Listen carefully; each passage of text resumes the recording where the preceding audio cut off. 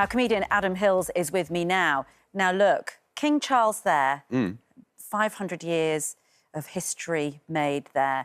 You, on the other hand, turned down an opportunity to be with King Charles. Tell us about this. It's a quite bold move, I'd say, Adam Hills. It was a power play. I'm going to say it was a power play. I was invited to then Prince Charles's 70th birthday party at Buckingham Palace. Well, congratulations on the invite. Thank you very much. I turned it down because I had rugby training in Warrington that night.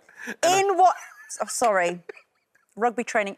This has got to be a joke. No. I was playing Disability Rugby League in Warrington at the time, and we had training on a Tuesday night, and the invitation came in, and I genuinely thought, which am I more excited about? You're so silly. So I turned down the invitation to his birthday party. What did your family say? Like, was everyone just like, what's wrong with you? I think they said that when I started playing rugby anyway. Right. Regardless of me turning down invitations. And then, the story continues. There's a plot twist, as we were just saying. It might well be. Go on. And dynamite. No, there was no dynamite. I was invited to... That was fascinating, by the way. Wasn't it great? The Taylor Swift lyric. Yeah.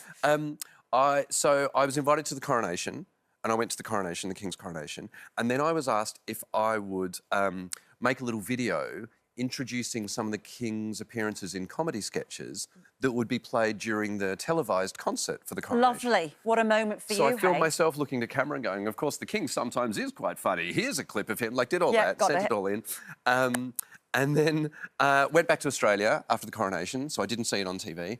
And then I waited, thinking people are going to go, oh, my God, you're on the thing. And then I get an official letter from the head of the King's household with all the Buckingham Palace library saying, thank you so much. Their Majesties are very appreciative of the efforts you went to. Unfortunately, we ran short of time on the night and we had to drop it. So who had the last laugh? I think it was Revenge. The King had the last laugh, Adam Hills. I love that so much. Just went, didn't turn up to my birthday party, not going on my Coronation TV show. Absolutely right. Why not? Look, this is so you. It's so you, this story, isn't it? Because I love the energy. And the last leg is because you guys have such a fun look at at life. You just look at life in such a quirky way. And you've been on one episode already of this series. We've had one from this series, yeah. Yeah. I think, so it's funny you say that. I have a theory. I do think I'm quite a positive person. You I are. think when we do the last leg, we're quite positive. And I think that comes from having a disability. I think when you've got a disability, whether you have something that's taken away from you or you're born a certain way... Just for those who may not know, you were born... Without a right foot. Without a right foot. Yeah, so I wear a prosthesis. I think it forces you to become either more positive or more negative. We've just come from Pride of Britain this week. I don't know if you saw it. You know, we've had Luke Mortimer on, amputated because of meningitis. Extraordinary positivity from I think you can go either way with that. You either go, right, I'm missing a bit, life's over, or I'm missing a bit, I'm going to make the most out of life. And I think... I think I've gone the positive way. Absolutely. I like to think my shoes are half full. I think that's very, very good.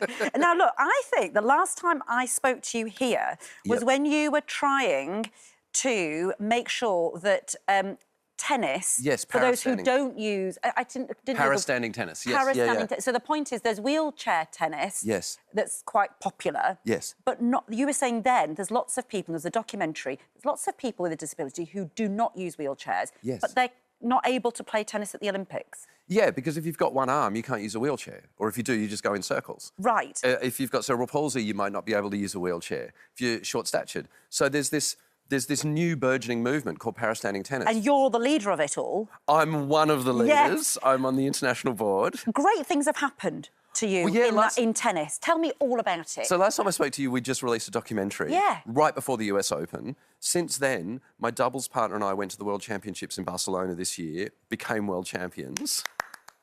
Congratulations, what a moment. And then off the back of that, we were invited to the US Open. So 2 months ago, I was playing at the US Open with crowds around watching. People would just come and watch. They'd come out of centre court, they'd start watching, and I wasn't Adam Hills, the comedian. I was just a para-standing tennis player.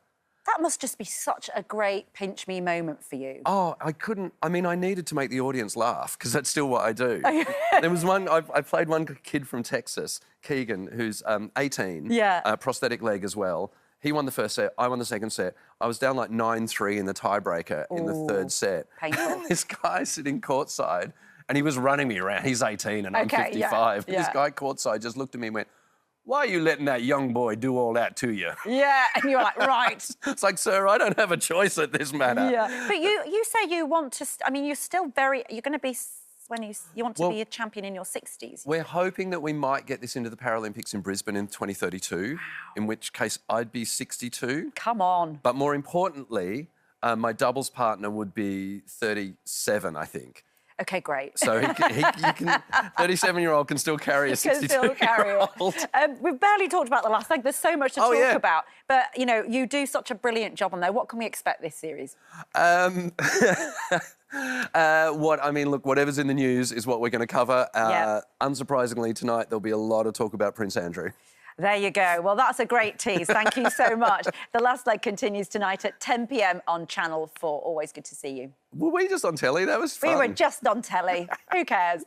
And that's a wrap for this video. We hope you enjoyed it. We have all the best moments from the show right here on the channel. And if you like this video, then we think you'll love this one. See you next time.